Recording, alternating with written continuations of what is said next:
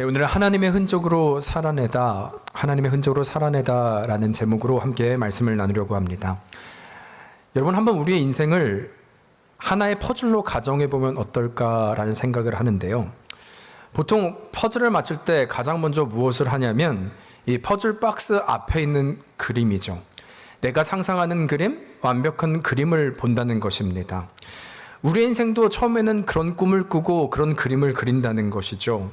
이 조각은 성공하는 조각이고 이곳은 행복이라는 조각입니다. 나름대로 정교한 설계도를 가지고 그래서 열심히 계획하며 그 조각을 맞춰 가더라는 것이죠. 하지만 시간이 흘러 돌아보았을 때 우리가 맞췄던 그 인생의 조각들이요, 정말 내가 처음 보았던 그 그림과 일치하는가라고 할 때 어느 순간 내가 전혀 기대하지 않았던 결과를 얻게 되더라는 것입니다. 서양에 한 우화가 있는데요, 옛날 어느 산에 세 그루의 나무가 있었다고 합니다. 첫 번째 나무는 화려한 보석함이 되어서 귀한 보물을 담는 꿈을 꾸기 시작했고, 두 번째 나무는 거대한 군함이 되어 왕을 태우고 바다를 누비는 꿈을 꾸고 있었다는 것입니다. 세 번째 나무는 그저 산 위에서 가장 높은 나무가 되어서 사람들이 자신을 볼 때 하나님을 떠올리게 하는 꿈을 가지고 있었다는 거예요. 이것이 처음 이 세 나무의 퍼즐이었겠지요. 그런데 세월이 흘러 이 나무들이 베어졌을 때 이제는 이들의 꿈은 처참하게 무너지게 되는데요. 왜냐하면 첫 번째 나무는 냄새나는 마구간의 구유로 전락하게 되었고, 두 번째 나무는 볼품없는 작은 고깃배가 되어 있을 뿐만 아니라 세 번째 나무는 최악인데요, 죄인들을 매다는 저주받은 사형틀이 되었다는 것입니다.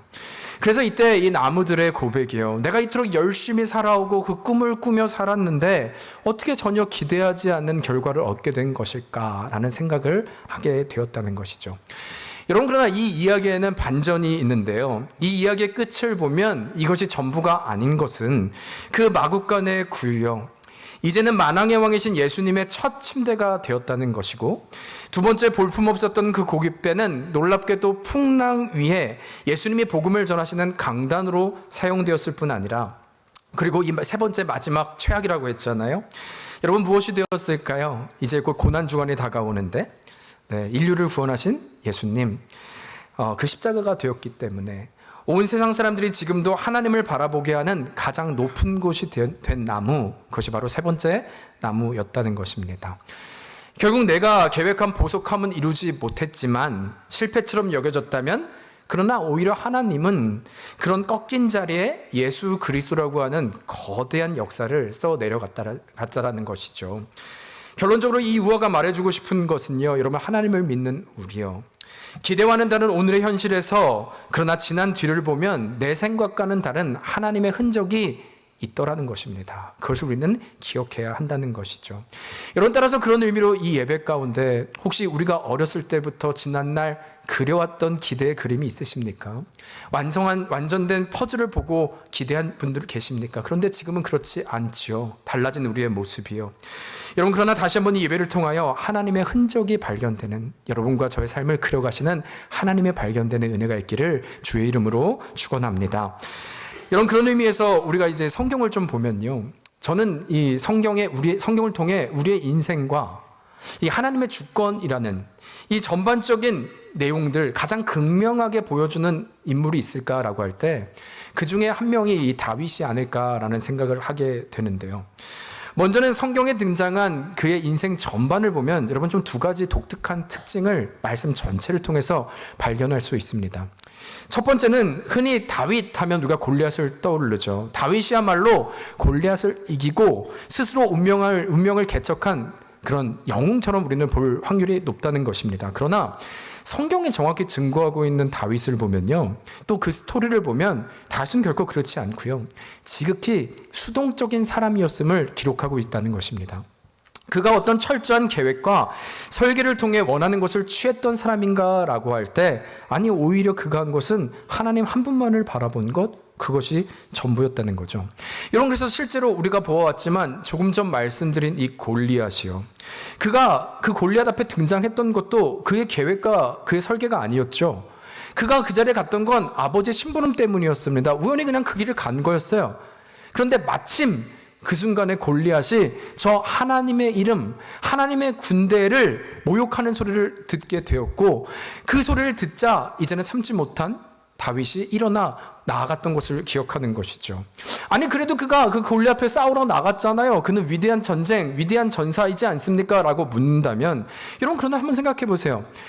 이 사람이 골리앗이라고 하는 사람 앞에 나아갈 수 있었던 그 담력과 용기는 어디서 나온 것일까요? 만일 그것이 다윗이라고 하는 어린 18살 된 소년의 힘, 또 자신을 의지한 것이었다면, 아니요, 여러분, 그보다 훨씬 더 장성한 용사들이 주변에 있었지만 골리앗 앞에 다 떨고 있었다고요. 자신의 힘을 의지한 다윗이었다면 그도 떨고 있는 것이 마땅한 것입니다. 그런데 이 모든 결과 그의 힘으로, 그의 노력으로 됐다고요? 아니라는 것이죠. 지난 17장 45절을 보면 더욱더 분명하게 얘기하는데 이렇게 얘기를 해요. 오늘 여호와께서 너를 내 손에 넘기시리니 라는 것입니다. 즉 그 순간 다윗은 나의 힘이 아니라 하나님이 떠오른 거예요.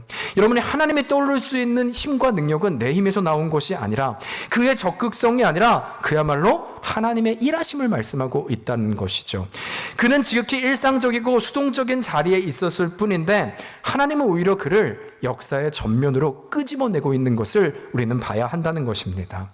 아니면 우리 19장 보니까요, 지난 시간 보진 않았지만 18장 마지막에 보면 이제는 너무나 마음에 들었던 사울이 다윗을 사위 삼는 장면이 있어요. 물론 그것도 한 가지의 또 그를 죽이기 위한 방법이기도 했지만, 여러분 그에게 사위 자리를 제안합니다. 형식적으로 보면 사위라고 하는 것은 그야말로 기회의 순간이죠. 모든 권력과 또 핵심으로 들어가는 엄청난 기회이지 않습니까? 이것을 마다할 수 있는 사람이 있을까요? 근데 성경을 보면 다윗은 이때 어떤 고백을 하느냐? 나는 가난하고 천한 사람이라 왕의 사위 되는 것이 내게는 과분하다라고 하면서 뒷걸음치고 있다는 것입니다. 아니면 우리가 보았죠. 그가 사울의 악사가 되는 과정이요. 그가 원했습니까? 그가 계획했습니까? 아니면 군대의 대장으로 됐던 것도 다 되어지는 순간이었다는 것입니다. 스스로 쟁취한 것이 아니라 상황에 의해 모든 것이 이루어진 그야말로 수동적인 사람이 바로 다윗이었음을 보여준다는 것이죠. 다시 말하면 우리가 무엇을 분별해야 하는가 할 때 이 모든 다윗의 스토리요, 그가 무엇을 했습니까? 라고 할 때 우리가 보았던 것처럼 아무것도 그가 한 것이 없다면, 우리가 주목해야 되는 것은 다윗이 아니라 이 모든 상황과 다윗을 인도하신 하나님을 봐야 한다는 것입니다. 다윗이 주인공임을 말하는 것이 아니라 하나님이 주인공이심을, 그의 능동적인 손길이 있었음을 성경은 말하고 있다는 것이고, 그것이 우리가 주목해야 되는 것이죠. 이런 그런 의미로 오늘 말씀을 통해 하나님을 바라보시는 여러분과 제가 되기를 다시 한번 주의 이름으로 축복합니다. 여러분, 그런가 하면 다윗의 인생에서 발견하는 또 하나의 두 번째 특징이 있어요. 굉장히 독특한 특징이 있는데, 그것은 다윗뿐만 아니라 하나님조차도 지극히 수동적인 분으로 등장하고 있다는 것입니다. 이게 어떤 의미냐면요, 여러분 우리가 구약을 보면 아브라함을 좀 떠올려 볼까요? 아브라함 하면 이 우르라는 지역에 있을 때부터 하나님의 음성을 듣습니다. 이제 그곳을 떠나서 가나안으로 가라라는 것이죠. 중간에 하나님 멈춰섰을 때도 또 일어나 가나안으로 가라, 또 애굽으로 가라, 하나님이 디테일하게 여러 번 분명한 음성으로 등장하시고 말씀하셨다는 것이죠. 아니면 이삭은 어떻습니까? 그가 쌍둥이를 잉태했을 때 큰 자가 작은 자를 섬길 것이다, 작은 자가 훨씬 더 커질 것이다를 분명한 말씀으로 주셨죠. 요셉에게는 너의 자손이 저 하늘의 땅끝에 티끌처럼 많아질 것이다 라는 음성으로 그를 인도하셨던 것을 말한다는 것입니다. 즉 그들은 하나님이 주신 설계도를 가지고 하루하루를 그래도 걸을 수 있었다는 것이죠. 그런데 다윗의 인생 전반 성경을 보면요, 그의 전체를 아무리 훑어보고 살펴보아도 하나님이 직접 나타나셔서 내가 너를 위해 이런 계획을 가지고 있다라고 말씀하시는 장면, 아니면 너가 이렇게 하면 앞으로 나는 이런 계획을 이루실 것이다 라고 하는 그런 고백 하나도 발견할 수 없다는 것이죠. 결코 다윗의 인생에는 단 한 번도 그런 기록조차 등장하고 있지 않은 것이 독특한 특징이라는 것입니다. 여러분, 또한 이것이 의미하는 건 따라서 앞선 조상들과 너무 다르게 이 기가 막힌 웅덩이와 이 고난과 상황들이요, 그렇다면 다윗은 이해할 수 있었을까라는 질문을 하는 것이죠. 하나님의 말씀해 주시면 그래도 이해할 것 같은데 말씀이 없다면 그는 어쩌면 우리가 살아가는 여러분과 저의 믿음의 길이요, 인생의 길이요, 똑같은 것입니다.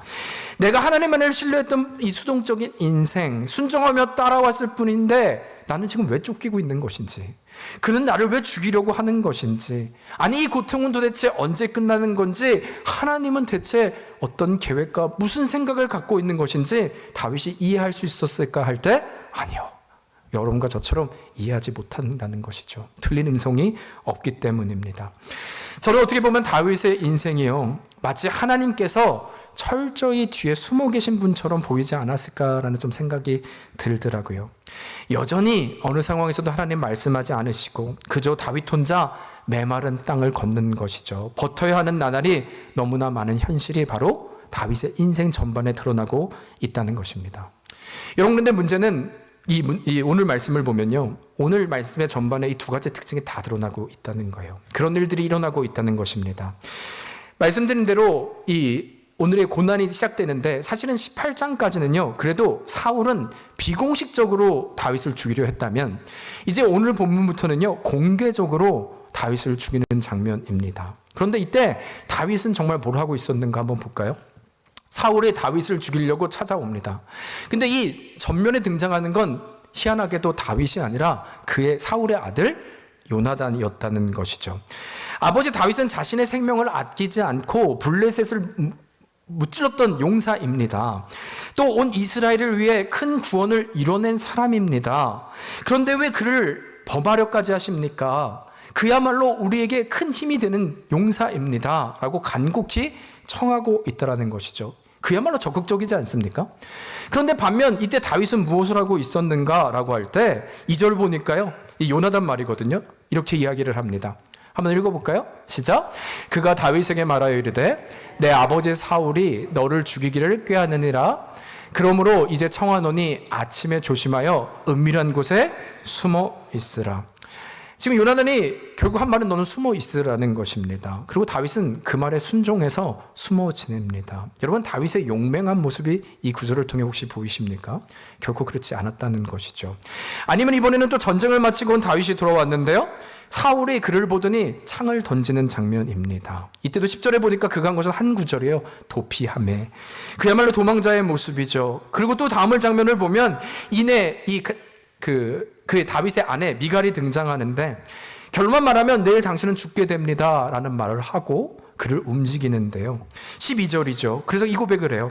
미갈이 다윗을 창에서 달아내림에 그가 피하여 도망하니라.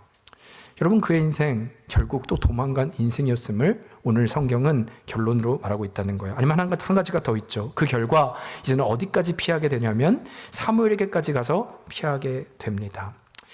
여러분, 처음부터까지 어떻게 됐다고요? 도망가고 또 피신하고, 그래서 갈 때까지 간, 사무엘까지 간 그 다윗을 보게 된다고요.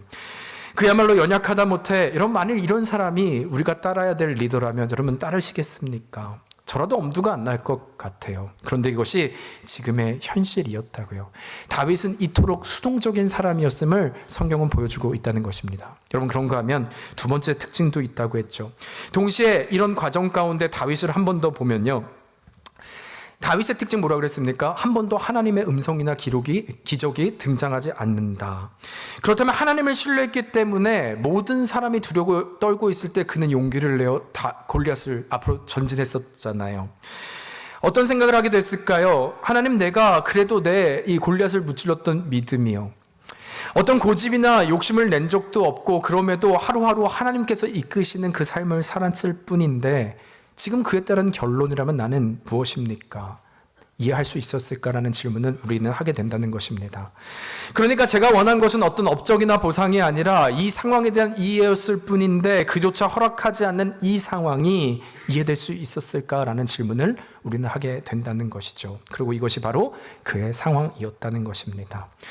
여러분, 그런데 이런 기가 막힌 상황 속에서 우리가 놓지 말아야 할 놀라운 반전이 있는데요, 같은 상황인데 이번에는 좀 하나님의 관점으로 보자는 거예요. 정리해서 말씀드리면 처음에 우리가 본 일이요, 여러분, 우리 가운데, 인생 가운데 너무나 두려우면, 지금 우리가 보았던 다윗은 너무나 찌질한 도망자, 연약한 인생이 전부였지만 인생이 너무나 힘들면요, 사실 무엇부터 해야 되는지조차 분별하지 못하죠. 판단이 서지 않지 않습니까?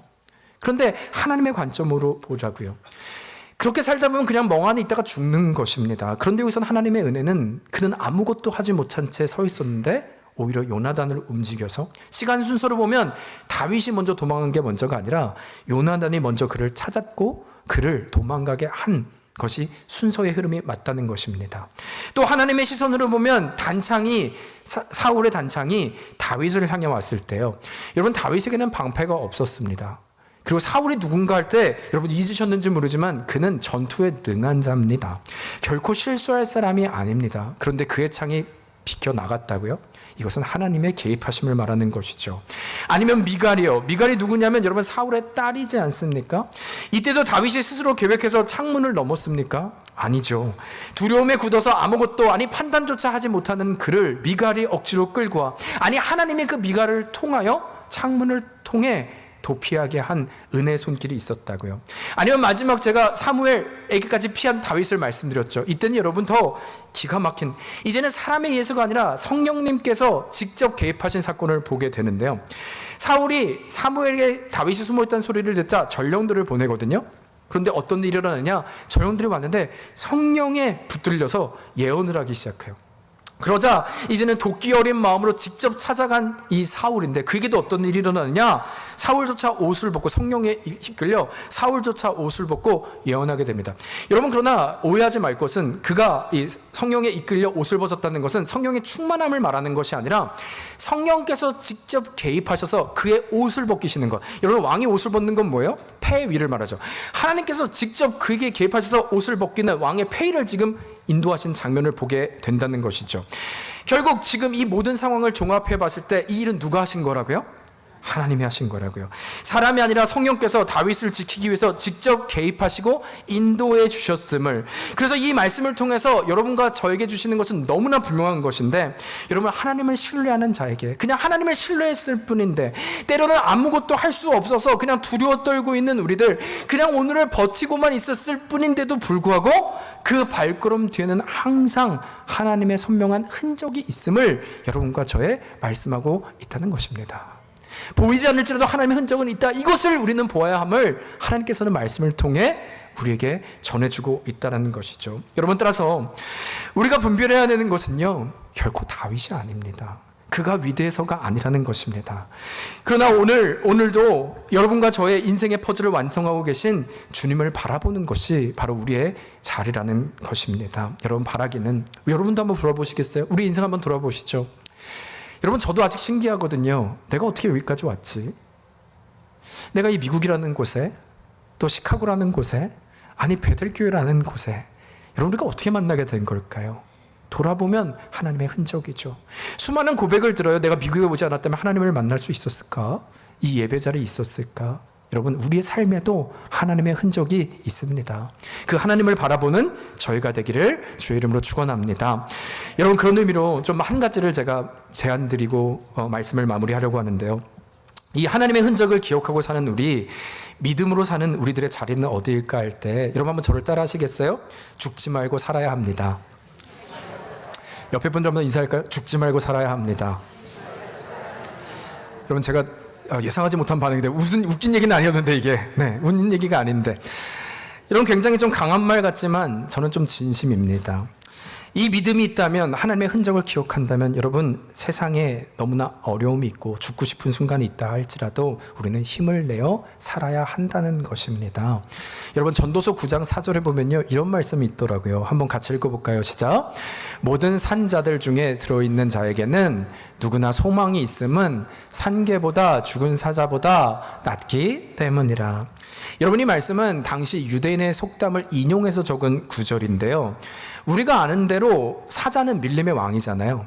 그야말로 권력과 명예, 힘을 상징하는 반면, 그러나 유대인들에게 걔는 어떤 존재냐면 그야말로 미천하고 또 보잘것없는 존재를 말하고 있다는 것이죠.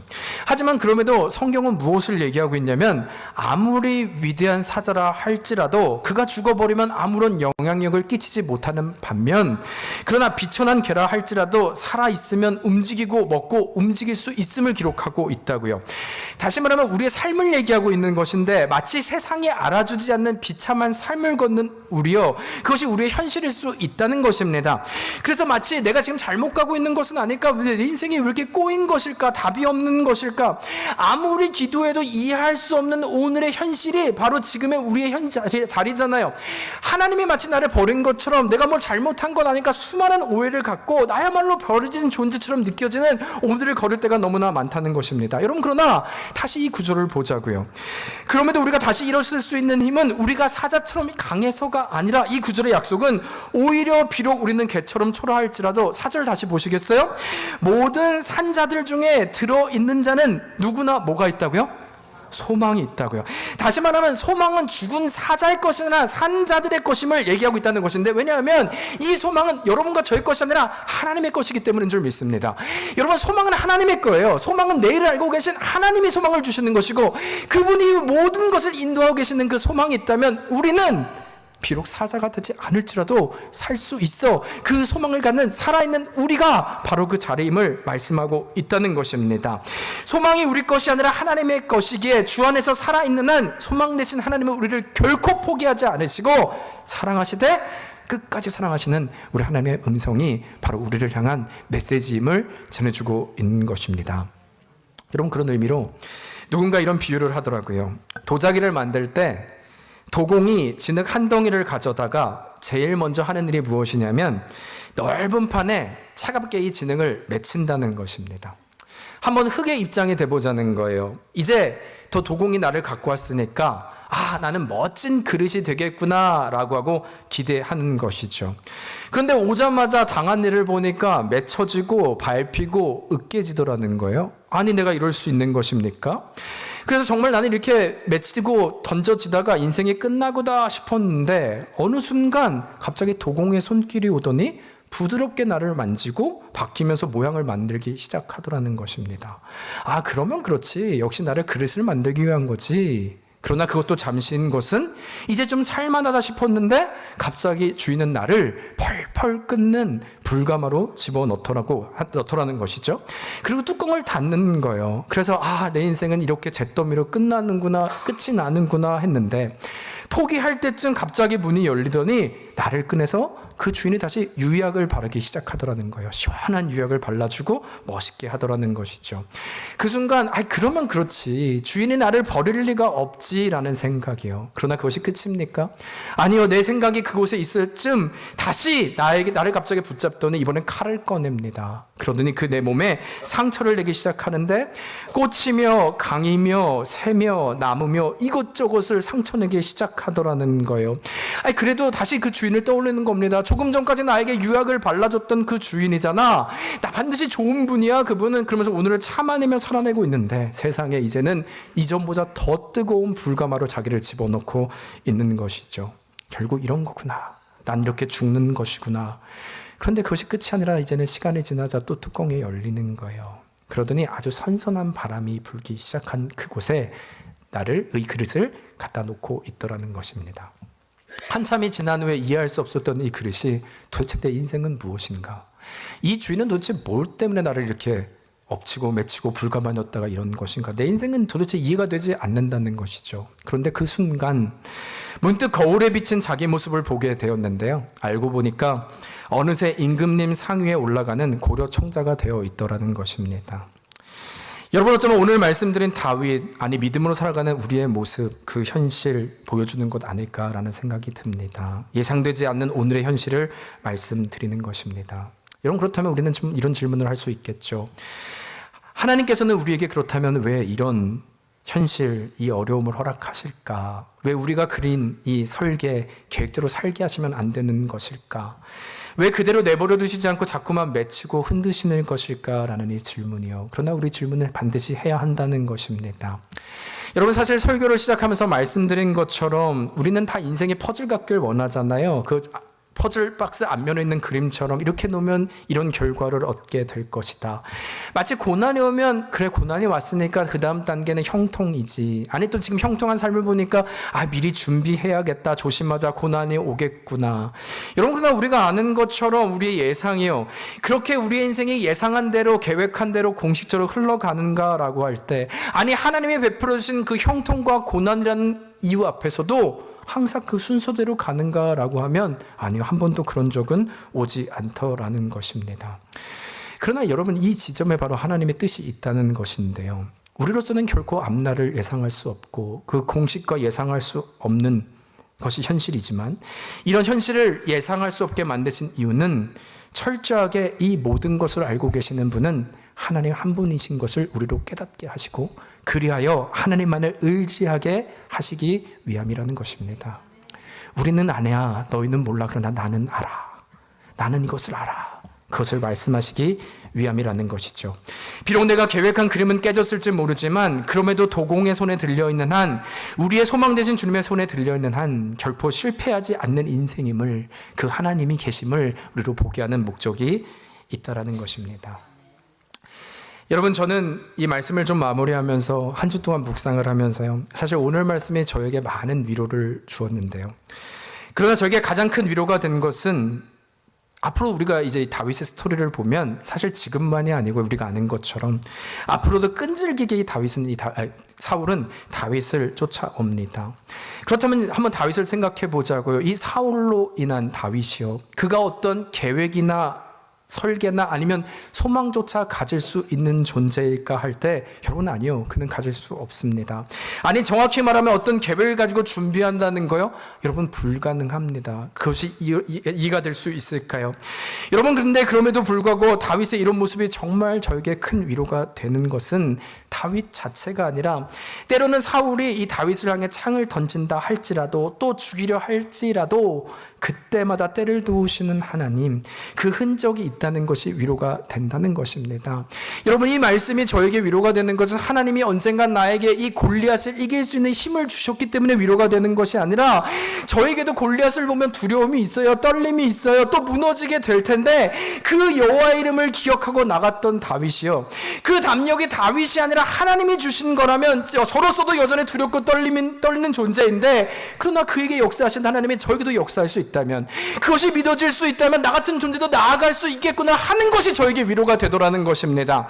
아니면 조금 더 정직히 말하면 정말 위로가 되는 것은 다윗의 현실이요. 여러분 그의 삶을 보았잖아요. 수동적인 인생이요. 도망자의 인생이요. 연약하기 짝이 없는 인생이요. 그런데 여러분과 제가 그의 모습을 보았을 때 여러분 너무나 답답하지 않습니까?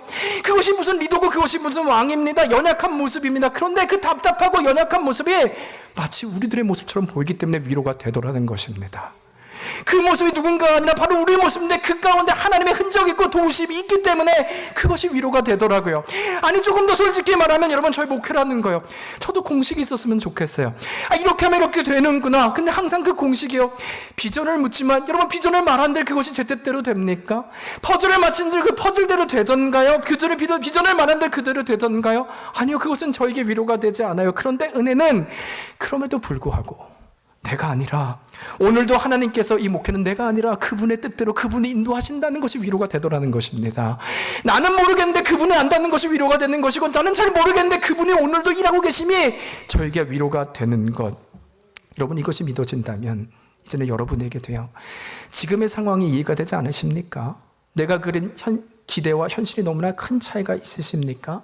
여러분 그러나 이해되지 않아도 여러분이 걷는 갈 길이 잘 모른다 해도요. 여러분 괜찮은 거예요. 하나님이 있으면 괜찮은 거예요. 그것을 말씀이 우리에게 하고 있는 것입니다. 우리는 잘 모르지만 하나님은 아시기 때문입니다. 여러분 이것이 여러분과 저의 위로가 되기를 주의 이름으로 축원합니다. 여러분 말씀을 마치고자 합니다. 사망의 음침한 골짜기 얘기하잖아요. 여러분 사망의 음침한 골짜기를 걷는 것도 너무 힘들죠. 그러나 혼자 그 길을 가는 것이 우리를 더욱더 못 견디게 하는 것도 사실입니다. 여러분 그러나 기억하죠. 그 길을 아시는 하나님께서 우리와 동행하시고 우리의 피난처가 되심을 우리가 확신할 수 있다면 우리가 그 길을 못 걸을 이유도 없는 것입니다. 우리 주님은 그 길을 아시기 때문입니다. 우리가 함께 기억했으면 합니다. 여러분, 다윗은 한 게 없습니다. 다윗은 정말 한 게 없습니다. 성경은 오직 하나님께서 무엇을 하셨는가만을 기록하고 있습니다. 여러분, 성경은 그것을 말씀하고 있는 것이고, 성경은 그 이유는 그것에만 관심이 있기 때문이라는 것입니다. 이것이 주의 메시지입니다. 바라기는 이 말씀이 여러분과 저의 위로가 되고, 그래서 이것으로 살아내는 우리가 되기를 소망합니다. 여러분, 그래서 한번 진지하게 인사해 볼까요? 옆에 분들하고 죽지 말고 살아냅시다. 여러분, 살아내셔야 돼요. 네. 우리 하나님이, 여러분, 웃으시는 거 보니까 안심이 됩니다. 안심이 됩니다. 울면 힘들잖아요. 네, 살만하시죠? 네, 얼마나 감사한지 모르겠어요. 여러분, 주님이 소망 되십니다.